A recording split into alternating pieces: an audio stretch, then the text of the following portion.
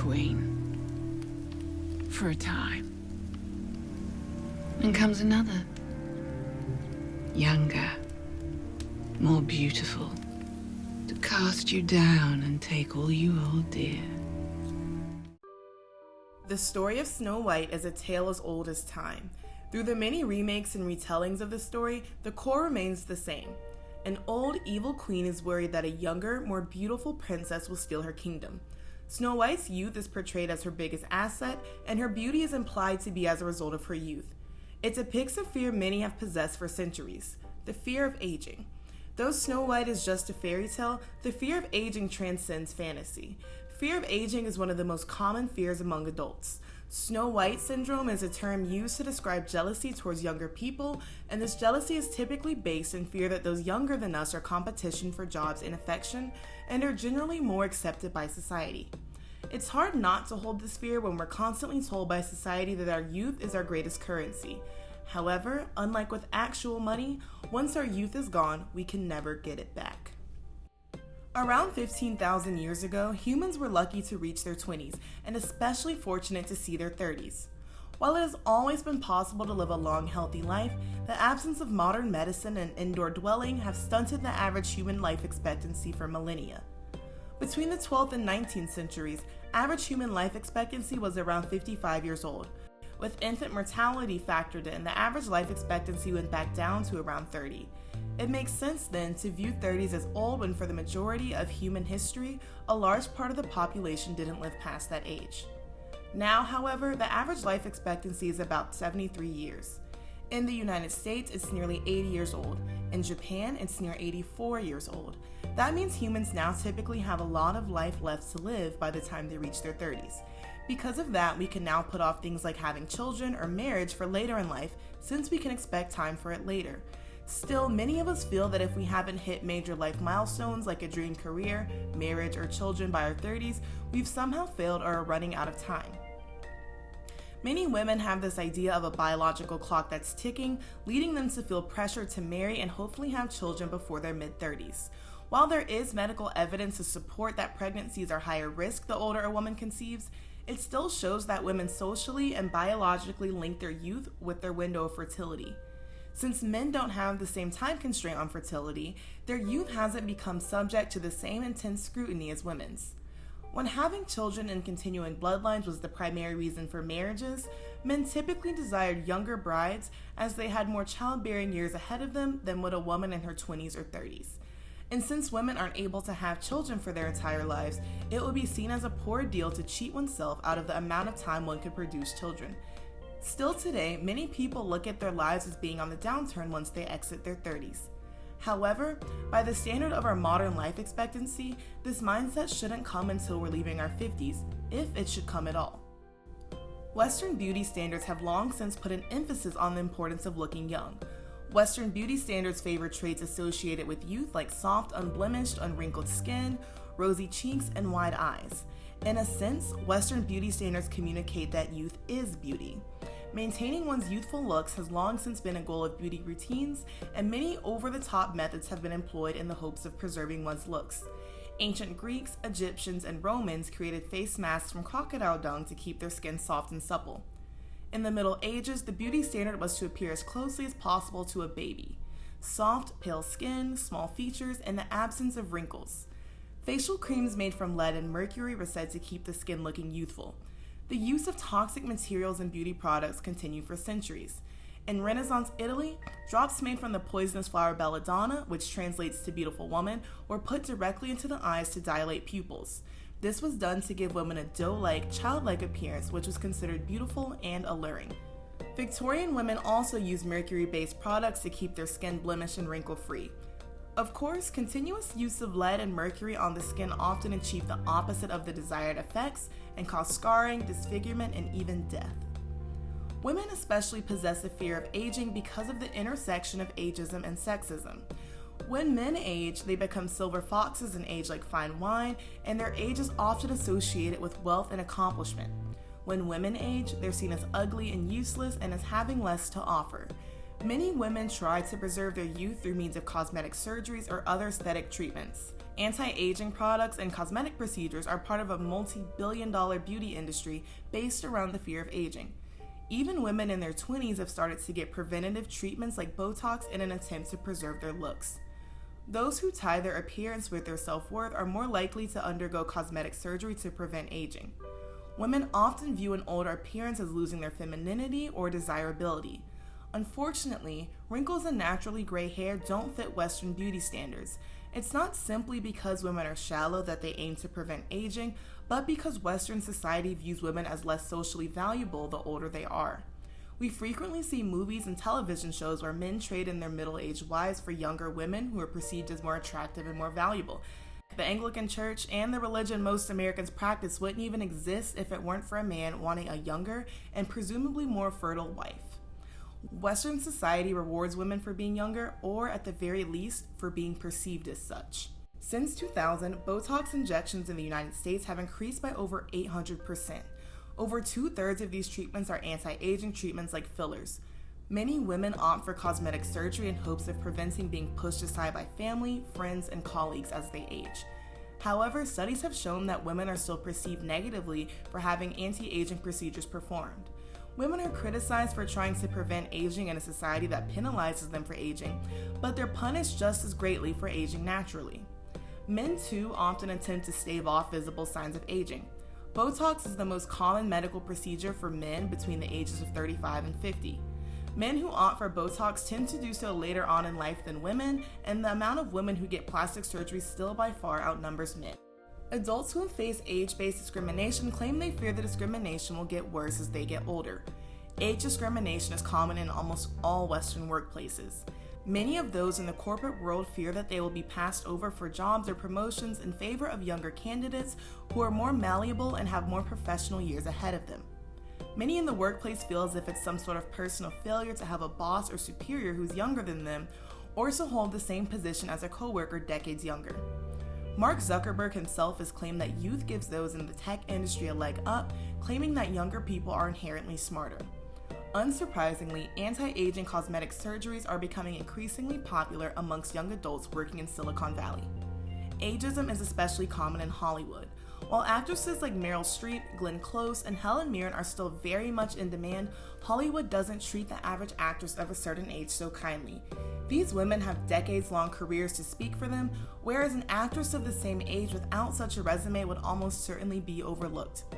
Overwhelmingly, female leads in films set in contemporary times are younger, usually in their 20s or 30s, while roles reserved for older women are typically period dramas or biopics.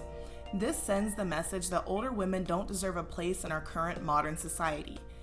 In American-made films, the average age of a leading actress falls between 20 and 30, while the average male lead is between the ages of 30 and 40. 29% of leading ladies in films released in 2020 were in their 30s, while only 16% were in their 40s. Comparatively, 31% of male lead actors were in their 30s, while 28% were in their 40s. This shows that while men are unlikely to lose acting opportunities once they reach their 40s, the same can't be said for women. I had done an interview with Maggie Gyllenhaal, who's 37, just about 2 weeks ago, in which she said she was turned down for a role as too old to play the lover of a 55-year-old man. Yes, I'm sure that's true. Yes, I'm sure that's true. So, and good for her for saying so, because a lot of times you would just not say that to a journalist. Yes. So Fucking outrageous. Fucking outrageous. It's ridiculous. Only 6% of movies released in 2020 starred women 60 or older, while 10% had men of the same age. Ageism in Hollywood has led many actors, especially women, to lie about their age in hopes of maintaining their longevity in the industry. Though it's evident why actors do this, they're criticized for it nonetheless. Euphoria actress Alexa Demie has been the internet's recent victim in regards to speculation around her age. While Demie claims to be in her mid-20s, many have used evidence online to allege that Demie may be 31 years old. Either way, 31 isn't old and shouldn't be thought of as old. The backlash and memes created to make fun of Demie for allegedly lying about her age prove exactly why she may have done so in the first place. In 2018, Stacey L. Smith released a report studying the depiction of seniors in films. The study found that ageism and stereotypes about the elderly are present in most films depicting them. In films, elderly people are often portrayed as forgetful, incompetent, or uninviting.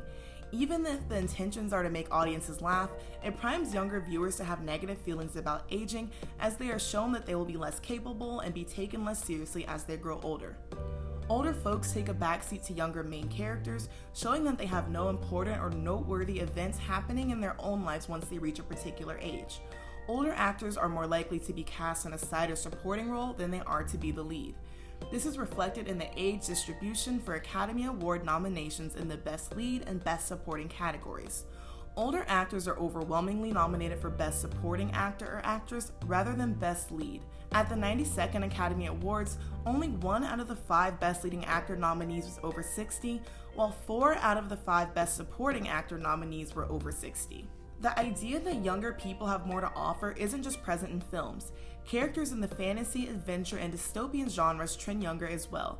In these books, the main character typically finds out that they're destined to defeat a Dark Lord or stage a rebellion against a totalitarian government all before their 18th birthday. Typically, these characters are between the ages of 12 and 17 years old. Almost none of the main characters in our favorite fantasy books are over 20, though it makes more sense that, say, a 30-year-old Katniss Everdeen would have more realistic success in dismantling a totalitarian regime than a 17 or 18-year-old would. This reinforces the mindset that our major, most important life events will occur before we're even out of high school. Though the characters in these books are usually younger in order to appeal to a younger market, it can still lead readers to feel as if they don't have much to look forward to, or life has passed them by the time they exit their teenage years. The next big pop singers are usually introduced to us around that same age. Lorde, Billie Eilish, Olivia Rodrigo, One Direction, and Taylor Swift all reach megastardom before turning 20 years old. Their youth is seen as giving them some fresh, alternative insight to the music industry, and no matter how produced they are or how little of a hand they've had in their own work, they're seen as prodigies or somehow more deserving of success than older singers who have been in the industry for years and understand it better.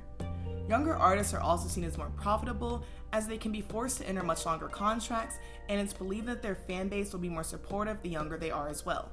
Many pop songs also depict the fear of aging. In Lana Del Rey's Young and Beautiful, she asks her lover if he'll still love her when she's no longer young and beautiful. In Lorde's song Ribs, she says it feels so scary getting old.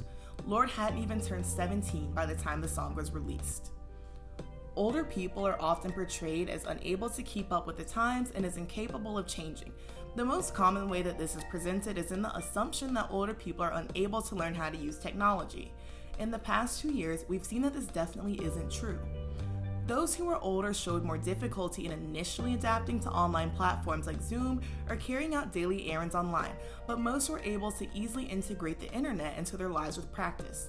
This isn't much different from populations of other ages across the world, especially children. Older people have used the internet during the past 2 years more than ever, and it's had a mostly positive impact on their mental well-being and relationships. In fact, the presence of the internet has helped many older people stave off loneliness more than ever, and using Zoom decreases an elderly person's likelihood to suffer from dementia. Seniors use Zoom to communicate with people they hadn't otherwise spoken to in ages, like old friends or classmates, and also use it to communicate with those they hadn't yet had the opportunity to meet, such as newborn grandchildren. According to psychologist Erik Erikson, our Western fear of aging prevents us from living and enjoying full lives. Once we feel like we're getting old, we tend to feel like we don't deserve to continue enjoying things we did in our youth, whether it's dressing a certain way or engaging in certain activities with friends or romantic partners. We also feel that we're too old to learn new languages, pursue new hobbies, or make a career change. Not only do we tend to hide ourselves from society as we age, those who are aging are often hidden from society by other family members and friends. This can range from simply being invited out less to being put into a nursing home prematurely by family members. Part of the reason so many of us are afraid to age is because it brings us closer to death. The older we get, the more we're confronted with our own mortality. However, those who died as children or as young adults, or those who will leave behind young children, would have almost certainly preferred to grow old rather than have their life end in its prime. Aging is the only alternative to dying, and most would prefer it to their life ending prematurely. Another reason people are so afraid to age is the fear of loss, whether it's losing our independence to sickness or other disabilities, or losing our loved ones if we outlive them. In most Western cultures, life is viewed in a linear fashion rather than a circular one, leading to an increased anxiety around death. A linear view of life starts with birth, and we wait in anticipation for the permanent end, being death. In many other cultures, life and death are viewed in a cyclical fashion where one's life cycle has no definite beginning or end, and consciousness doesn't end with one singular death. Cultures that believe in reincarnation or multiple life cycles typically have a more accepting perspective of death rather than one of fear. In addition, in cultures where death is normalized rather than feared, old age is more regarded with respect and admiration. This is true in many Native American cultures as well as Asian cultures. The Confucian principle of filial piety, in which youth should remain obedient and loyal to older family members, instills respect and reverence for the elderly in many Chinese and Korean cultures. In Confucianism, respect for elders is believed to create order in both families and society. Those who are older are seen as authority figures and should be addressed and respected as such. Their lived experience and wisdom is what makes them worthy of this respect, not their lack thereof. In these cultures, it is also more common for multiple generations of families to live in the same home.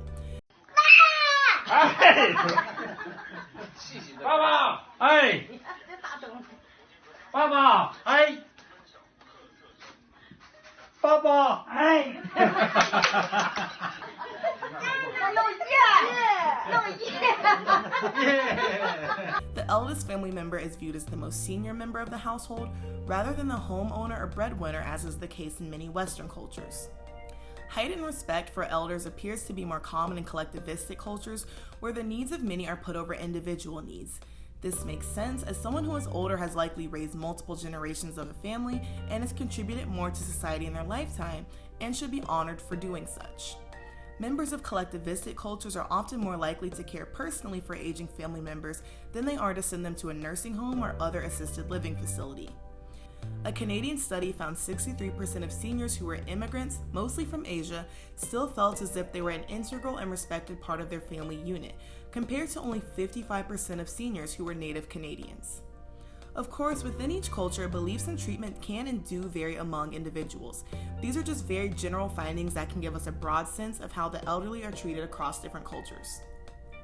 Lists like Forbes and Time's 30 Under 30 often make people feel inadequate for what they've achieved by a certain age. Instead of just celebrating people's accomplishments, these lists often have the unintended side effect of making readers feel like they've not only wasted their lives thus far, but are also running out of time to achieve something noteworthy. Underlying is the message that if we don't achieve certain things by a specific age, it becomes less of an accomplishment. We tend to see accomplishments as more worth celebrating the younger they're achieved. A 50-year-old doesn't get the same sort of congratulations for finishing college as a 20-year-old, despite the fact that it's much harder to complete college at an older age because of other factors like having a full-time job or family. People's 20s and 30s should be spent figuring out and creating a foundation for the rest of their lives. When we're in our 20s, our brains aren't even fully developed, meaning we shouldn't be expected to make such permanent life and career decisions in our youth. Still, we're constantly pressured to pick a niche and dominate it by our 30th birthday, or risk feeling like we'll never be recognized. It's as if people beyond the age of 30 can't contribute anything to society, or that their contributions are somehow less significant. Even lists that commend achievements made before an individual turns 40 are problematic. 40 isn't old. A 40-year-old individual has only lived half of their expected life. Commending people for the age at which they accomplish something rewards the person not only for what they achieved, but also for being young. This reinforces the idea that youth is social currency and is tied to our value as humans. It also implies that life events should happen on a specific timeline, rather than a timeline compatible with individual circumstances. In fact, most adults are their most stable and most likely to achieve success in their careers between their mid-30s and early 40s. This is when our brains are most likely to have creative breakthroughs. For Nobel Prize-winning scientists and inventors, their scientific breakthroughs didn't occur until they were on average between 36 and 41 years old. Contrary to popular belief, genius and creative talent does not decline with age. Studies have also shown that the age at which we make our greatest achievements doesn't directly correlate to more happiness later in life. Recently, many younger millennials and Gen Z have bought into the concept that 30 is the new 20. Since people are having children later, typically in their late 20s to 30s, many feel that the time in between should be spent simply enjoying life and laying the foundation for our mid-30s and beyond. Economic factors like inflation, low wages, and higher rent prices make it less likely that someone in their 20s today would be as financially stable as they were even a few decades ago. In the 1990s, someone in their mid-20s with only a high school diploma could find a job and support themselves. Now, many college-educated adults struggle to find a job that will pay them enough to move out of their parents' homes. Younger generations are starting to look forward to their 30s as another decade of self-discovery and living life before fully settling down. While most agree that their 30s are much higher stakes and come with more expectations than their 20s, we fortunately still seem to be loosening up slightly regarding what we expect to have accomplished by our 30s. This seems more a response to socioeconomic climate making it harder to achieve certain milestones in our 20s than a sudden realization that we're expected to live decades past our 30s. On social media, more and more influencers have become more open about embracing their late 20s and early 30s and have reinforced the idea that 30 is not old. Hopefully, this changing mindset around aging will spread to other parts of society. After all, who doesn't want to be 30, flirty, and thriving? People tend to grow more comfortable with themselves as they age. Our sense of self only solidifies, and we become less likely to do things that don't align with our personal values. Wisdom may not always come with age, but experience certainly does. As we age, we become better at navigating both professional and personal situations, whether it's asking for a promotion or deciding when to leave a relationship. Our decision-making skills typically come from years of experience in similar situations, and as we get older, we only get better at handling the curveballs life throws at us. The friends we have in our lives as we age are typically more genuine because we've weeded out people with bad intentions and have better experience with vetting people that we meet. Financial stability and freedom typically increases with age as well. We've had more years to find gainful employment, receive promotions, and save money to spend on things like nice dinners, cars, and vacations. As we age, most of us are more likely to be able to live on our own or with people we choose to live with, instead of living with parents or roommates out of financial necessity. Most people in their teens and 20s don't have much disposable income as they haven't had enough time to gain the professional experience usually needed to acquire it. We also tend to make better financial decisions as we age and can enjoy our money more in the long term. It may feel like everyone who's achieved anything has done so in their youth, but that isn't the case, and it's a great reminder that life isn't over once we approach our 30s. An MIT study found the average business founder is 40 years old. Those who found businesses closer to the age of 50 are more likely to have more success in acquisitions than someone who founds a business at age 30.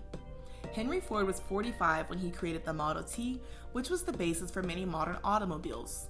Julia Child, one of the most beloved chefs and television personalities, didn't publish her first cookbook until she was 50. Stan Lee, comic book writer and creator of the Marvel Universe, didn't catch his big break until he published the Fantastic Four at nearly 40 years old. Vera Wang, one of the top women's fashion designers in the world, didn't design her first dress until she was 40. Sam Walton, the founder of Walmart, didn't start his own chain of stores until he was 44 years old. Kim Kardashian didn't become a household name until she was around 27. While 27 is still very young, women outside of their mid-20s are considered older when it comes to starting a career in entertainment, especially at the time Kardashian did. Many of the women who have become influencers after Kardashian have tended to achieve their fame in their early 20s. Kardashian rose to prominence at an age when most women are starting to be pushed out of the public eye and is still at the top of her game in her 40s. Every one of us is unique and therefore will experience what life has to offer when it fits our timelines, not society's idea of when we should have certain experiences. No one in their 20s, 30s, or even 40s should ever feel old or like their life is over. Life isn't over at a certain age, but it is over when we stop living our lives to the fullest and seeing each day as an opportunity to shape our lives in the way that we want. If you like this video, be sure to like, comment, and subscribe, and thank you so much for watching.